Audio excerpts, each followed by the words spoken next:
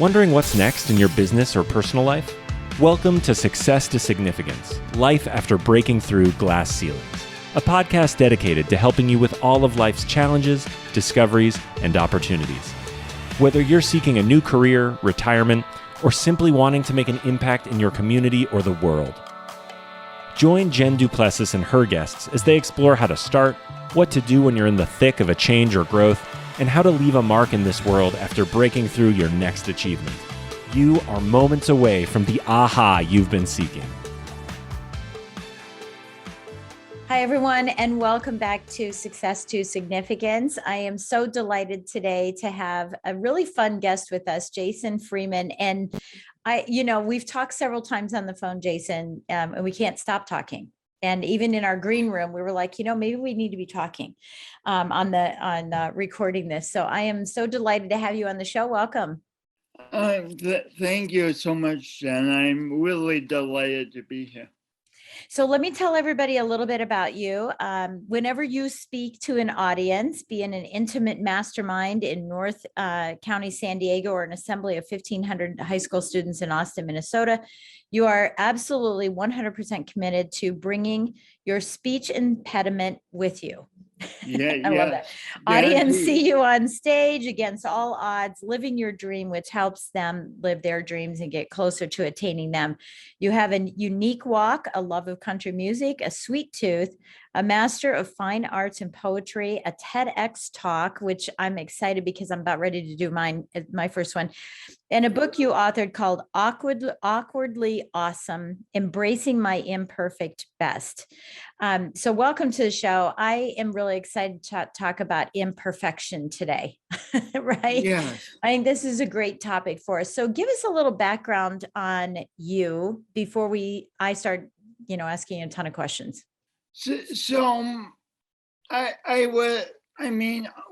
All of us humans experience imperfections, whether we want them or we never really want them, but we experience them. So I thought, hey, I know this is going to happen, so I'll get started right off the bat. So I don't want to waste any time, Jen. So when I was born, I got my umbilical cord kinked like a garden hose, which makes it difficult for me to say the word umbilical. As a result, I have this pronounced fine speech impediment and some coordination differences, but also I've been very lucky because it could have been a much worse injury. Yeah, it could have been much worse, and I mean, you've gone on to, go to college and, achieve all these beautiful things. I know you have a beautiful mind, but I know something happened to you when you were younger that I'd like for you to share.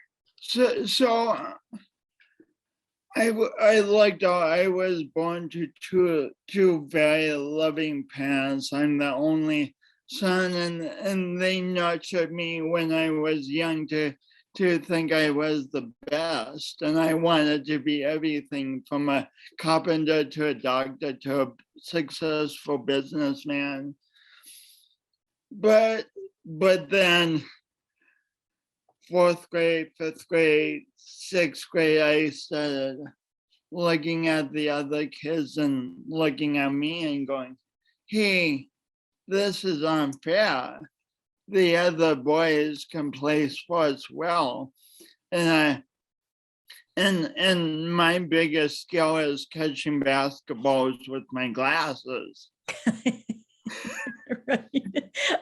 Hey, by the way, that's a skill I have too, except it's with my nose. So. These are painful skills we have. Right. And then I started,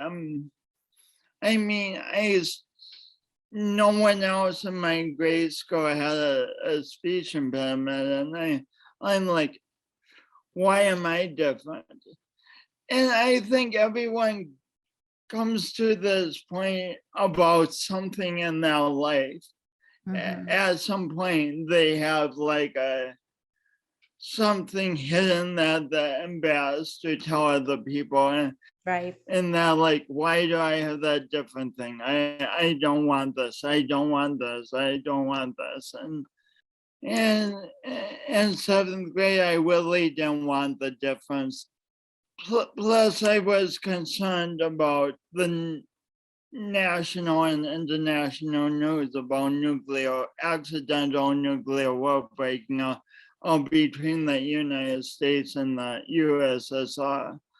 So with all the stress and all the shame about my body image and just thinking I was nothing, I one day got on my bike unannounced from school, pedaled fearlessly home, got home, and I attempted to take my own life. Yeah, which is so sad, at such a young age. And Young. Yeah, and especially, having loving, supporting parents, and still not feeling like you were good enough. Right. And so, for those that are listening here, you're going to be on hopefully going to be on my television show, Tell Me I Can't, as well. So we're going to explore that further, once COVID is gone. Right. What do you say to families that have young kids that, now, because we've heard that the suicide rate is up, right? I've heard it. I mean, statistically, we've heard it. I've been fortunate enough that, no one in my circle I've heard, have had any difficulties, but, the suicide's up for children. Obviously, we know it's up for adults as well, because everyone's going through a lot of things. We feel like we're resilient, but there's an undertone. So what do you say to people like that are feeling, imperfect, not because of a physical issue or anything like that? When you look back on you and you say, here I was 7 years old and I was feeling this way because you had a physical impairment, right? Or a speech impediment. What do you say to people that are perfect, right? I mean, not perfect, but they're kids that don't feel that they're perfect because they're watching people on Facebook or they're seeing what other people are doing. They're comparing themselves to everyone else, just like you did. It's no different. What do you say to those people, that have these children like this, or to them, that about imperfection, because I know this is your specialty? First of all, and it's challenging because we want the people we love to be happy and to be doing well. But the first thing I would say to me as a seventh grader and to parents now is listen and honor where your kids are. Yeah. And don't just say, oh, you're pretty. Oh, don't worry about it. You're smart, right? Just not, honor that rather than saying, don't worry about it. It's okay. Yeah. And it's so tempting just to try and build someone up. But then, so I would tell parents and friends to listen to your young people, but also I would tell young people, and I would tell anyone, listen to yourself. Really listen to your struggle. Part of the reason I got in trouble is I was feeling all these feelings and then telling myself I don't want to feel that, so I wasn't listening and honoring myself. So Yeah. So all the emotions just, instead of getting released, they just built up. Right. So, Jason, tell us a little bit about some of the ceilings that you've had to break through in your life, because this is all about ceilings, right? Ever asked me that. That's a great question. Well, that's the name of the podcast, right? So we have to ask that question. Success Tuesday. Success to significance, life after breaking through glass ceilings. Because what happens is that, once our mess becomes our message, right? And once we've broken through a glass ceiling and we're on the top of that, we're saying, hey, I can help you get there too. And then we're looking up, right, to our next level and wanting to break through glass ceilings. And we're listening for other people to share with us how to take that next step. So tell us about some of the ceilings that you've had to break through in your life. I think back to junior high, there was this one kid who every day I came to school was constantly putting me down and Bullying. Mm-hmm. constantly telling me that I couldn't live the life I wanted, that I would never be good enough. And then when I got home, he would nag me too. Do you know who that kid was? You. Yeah. It was And I mentioned this. I mean, yes, I've had to figure out how to communicate with people in a way that they understand what's going on with my voice. And like now I'm very casual about it, and I make jokes about my voice, but back in the day I don't talk about my speech impediment. So that created a glass ceiling between me and the people based on my disability. But once I learned how to break through the glass ceiling, I'm going to say the glass ceiling of the shame about being me, I could start giving other people cues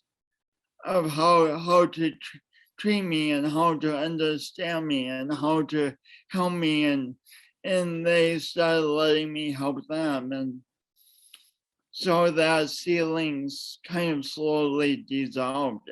I guess it was a co-creation between me and the people around me that it dissolved. Yeah. Does that And make to sense? break the walls down. Oh yeah, no, it totally does. It's funny that you say that because, you and I've talked about, I've mentioned on this podcast too, is that I almost lost my husband last year to a brain injury, right? And now we're in that mode of trying to figure out how to communicate. And it's a co-collaboration because I'm learning how to re-engage with a man that I've known for 40 years, right? 42 years. I've been married to for 38, but he's a new person. And I have been always, interacting with him a certain way. And now that has to change. And we've been collaborating on, well, how does this work? And why didn't you understand? And how come I said the thing I said? And how come you said what you said? And it's very challenging. So I love that you say this collaboration that happened, with that. Tell us about some of the things that you've done in your life that you're most proud of. I think the biggest thing I'm most proud of is I'm a really good friend to lots of people. I love people's stories. I love asking people questions. I love bringing out the best in people, and so I've kind of learned how to keep friendships even when big challenges arise, how to navigate through that. So I think more than anything, I'm Right. proud of being a good friend and then a good son to my parents too. Yeah. Well, and true friendship, right? And when you say, because I know you have a big heart, and true friendship is when people are there even at bad times. And we've experienced that recently, with my husband and I, is that people have kind of drifted away. And the real friends stayed in the hard times, and call and find out how both of us are doing, because they know, he's struggling, but they're also asking about me. And I think that's, relevant with especially for what you do. I mean, I think that's important. So when you did your TED Talk, if you can, like, and because I know you can do it for 18 minutes, right? But when you did your TED Talk, if you could condense it and tell us what was the biggest message that you conveyed during that, or the biggest message that you'd want to convey to someone if you were to do another TED Talk right now. You could do either or, in what's most important and relevant in your life right now. So I'll talk about my first TED Talk quickly. The main message is do your imperfect best. Do your imperfect best. And what I mean by that is I encourage people to dream, have goals, and to really think of what their best is, and really courageously own what they want to do in life. And then when they're taking small steps towards the goal each day, like mistakes are going to happen. Like Michael Jordan got cut from a varsity basketball team in school at one point. Right. Like when we learn something new, a new skill, we're not good at it. Mistakes happen. So I encourage people to notice that imperfection instead of using the imperfection as a reason to stop and say, oh, I'm not good at this. Yeah. To learn from the mistake and move forward. And yeah, because the only way not to get, or the principal way not to get, like say we want to go from San Diego to Boston, the principal way not to get there is to go off in some different direction. right. If we want to get there, keep going in that direction. Like, sure, some days it's going to be slow, but just keep going in that direction. Yeah. And sometimes you're going to have snow, and sometimes you're going to have flat tires and all of those things. Ice. Yeah. And ice, like I'm experiencing in our house now. You talk a lot about, the stress of modern life and how people can relax. Especially now, in the pandemic. It's really funny because I feel like, because I'm an empath, and I feel that I really feel people's pressure in their chest when I speak with them. I don't feel that when I'm speaking to you, right? But I do feel that when I'm speaking to people, sometimes that pressure, and then I start feeling it, right? And it's odd because you would think that if we were going 100 miles an hour, the glorification of busyness that everyone has, right? If we were going 100 miles an hour and we were still driving and commuting and going to lunch and having dinner and, networking and going to the dry cleaner to pick up whatever and had this crazy busy life, that stress is a lot different than the stress that we're experiencing now, whether we know it or not. What are the suggestions that you have for people to mitigate the stress that we're all experiencing now and to have a relaxing lifestyle? Two things first. Like, first of all, know that it's possible to be more relaxed. I used to be the most stressed out person I knew. I used to call myself the most stressed out person in America. I was just constantly stressed out. And so if you notice you're really stressed out, then start investigating different ideas. Like I've done lots of yoga for like about a 12 or 14-year period. Now I do a meditation where I count my breaths a few different times a day. And they both work. They both worked at different times in my life, but just it's so important to find what works and find something that you love doing on a consistent basis, because Yeah. if you just do yoga once and quit because you don't like it, it's not going to do you any good. So Right. Well, I'm laughing about this because I mean, I love yoga. I love meditation. I shouldn't say that. Let me say I love meditation. I'm not such a fan of yoga because my back is always stiff and I'm sure it would help me, but I just getting through, there you go, getting through it. Right. It's just painful. And I know if I went, take your advice and follow, go to Boston, just keep my eye on the prize. I'd probably be better. But I'm laughing about it because one of the things that I love that relieves a lot of stress for me is, and I've mentioned this, I probably on this podcast is, I love watching birds, and I'm not a bird watcher where, I got my book and I'm trying to figure out what the kind of birds they are and my, binoculars or anything like that. I just love watching them because I sit here in my office. I have a bay window, right? So I have 52 windows in my house, 52 windows on the first floor. No way, that's so cool. Just on the first floor. So any angle I go, I can see outside. And and with the snow that we've had recently, and the ice and everything, these poor little guys, they're just trying to find anything, right? And so I said to my husband, go get some more bird seed. And I ordered a new bird feeder. And, I just love watching them. And for me, just standing at the window and watching them do their little antics, and, the Blue Jays are mean and the Cardinals are beautiful, and, all these things that are going on, it takes away all the stress.